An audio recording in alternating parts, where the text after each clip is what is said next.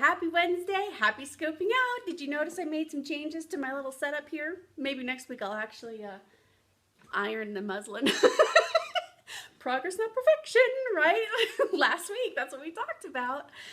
This week I have, oh gosh, on the heels of my own like trauma, I was reminded of a very important tenet. You know, if you've been coming to these for a while, you know I've been sharing ideas and tools and exercise and things that you can do to bring peace and happiness and success to your life in a very sustainable way. Well, I've gotten so good at exercising. Hi, Stomp 5200. I've gotten so good at exercising these tools and techniques and practices that sometimes I forget I too am human. So my little story starts last Thursday. I went in with a little sore tooth. Okay. Turns out I needed a last minute, totally unexpected root canal. Never had one in my entire life. Don't worry, you won't feel a thing. The assistant even tells me, she's like, some people actually fall asleep during these. I'm like, okay, anesthesia, yay. Knock me out. I even told him, I'm like, just knock me out. So I'm like snoring, embarrassing myself, knocked out. I'm such a baby with these things. And like, no, you'll be fine, you'll be fine. Procedure starts off pretty well. I'm pretty numb, don't feel a thing until he drills through the bottom of my root into my sinuses. I felt it. I felt the whole thing. And not only did I feel it, he didn't stop. He pulled out of, he pulled the drill out, of course, but he just kept going on like nothing had happened. And I didn't even have a chance to take a breath. The rubber dam is over my nose, so I can't breathe. My mouth is wrenched open, so I can't swallow. I can't breathe.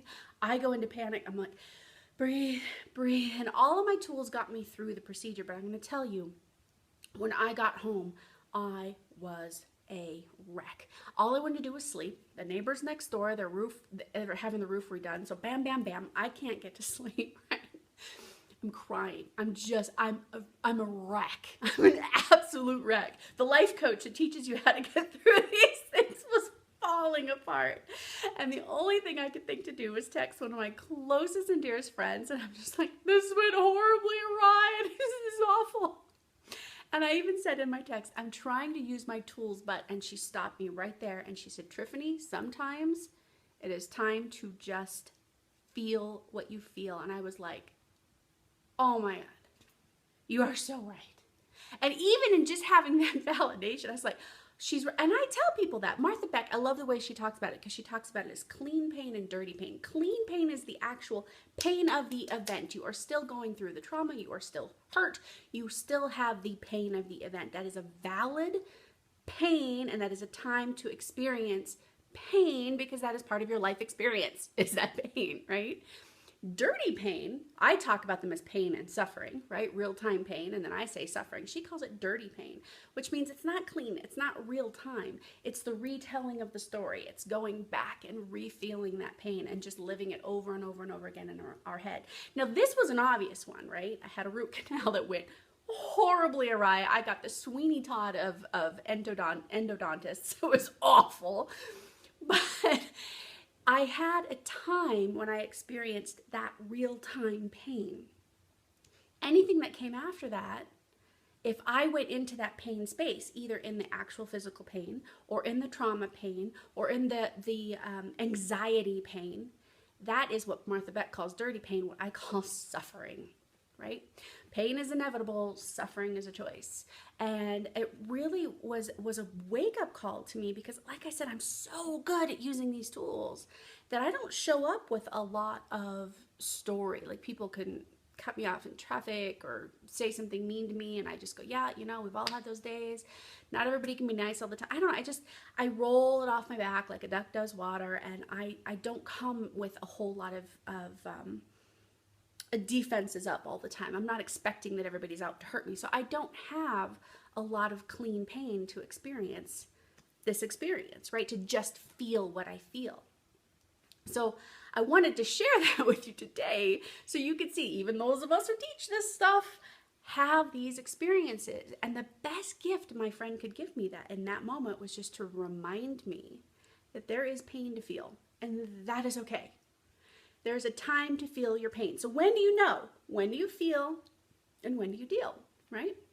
So you get it. I'm glad that you get it. Thank you. We all go through this stuff, right? We all have these things when, you know, we're forging ahead, we're using our tools, life is good, and then something just comes along and surprises you. And that's okay. Like, I have no complaint about the surprises. I always consider those surprises my opportunity to practice. Practice patience, practice forgiveness, practice letting go, whatever those things are. I don't even mind being blindsided. That's not even it. Because that always makes me stronger at the thing, whatever that thing is that I'm working on, right? So that's not a bad thing, and I actually enjoy that. I mean, I don't enjoy it, but when I get it, I can appreciate it. Do you understand the difference? What I had gotten into, the rut that I had gotten into was getting so good at using those tools, so good at compassion and understanding where people are coming from that I had forgotten sometimes there is a time to just feel. And the time to do that is when you're in that moment. So here I am talking about, well, it doesn't bother me when somebody cuts me off in traffic, blah, blah, blah. But if it bothers you when somebody cuts you off in traffic and you have a visceral feeling, a visceral reaction, go ahead and feel what you feel. Feel that moment. It's okay to feel that moment. Just don't stay there. Don't create a story around it that says, oh, everybody's we've got the worst drivers and everybody's so rude and it's all me. Everybody's an asshole, right? Because that is not true. Almost everybody is doing the very best that they can. So when that pain goes away and you go, all right, they cut me off. I'm on my way to work. You know what? I've probably been that person to do it too. Then you can start using your tools. Then you can start coming into this place where grace and compassion take hold. Forgiveness takes hold, right? But if you feel something visceral and you feel something big in that moment, the fastest way to stop feeling it is to feel it. Just let it have its moment. Let it have its time. Because the recognition of yourself as human, that recognition of yourself as fallible, as living in this very limited human existence is okay. It's better than okay. It's part of our practice. This is good. And I'll tell you, the moment she said Triffany, sometimes you've just got to feel it was I was like, oh, that's right. It's okay to be a wreck sometimes.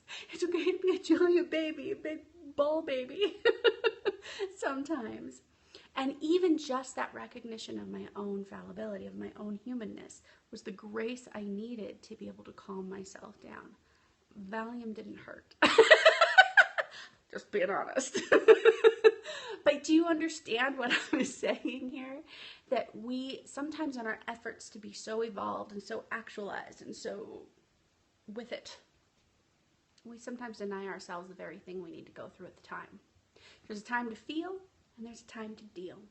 And your homework is to recognize when you have that visceral reaction, that's your time to feel. If you're replaying a story in your mind and you're feeling that adrenaline kick up and you're feeling that anger kick up and you're starting to just be mad at so-and-so and I should have said da-da-da and how dare they blah, blah, blah, that's your time to deal.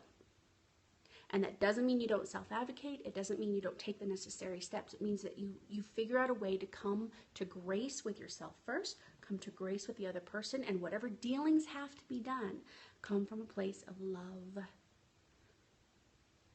and equanimity for all. My goodness. So there you go. Let me know what you think. Let me know how your homework goes. I, for one, am going to be looking at myself too because, like I said, these opportunities don't come up for me very often. So I'm going to be watching this as the week goes on and as I've got some really big things coming at me this week. Keep me posted. Let me know on the blog at tiffanyhammond.com. Let me know on the YouTube channel at youtube.com/tiffanyhammond. Just remember there's an R in there. It's just like Tiffany with an R. And I will see you next time, Wednesdays, 8:30 Mountain Time, scoping out on Periscope. You guys take good care of yourselves. Feel, then deal. And I'll see you next time.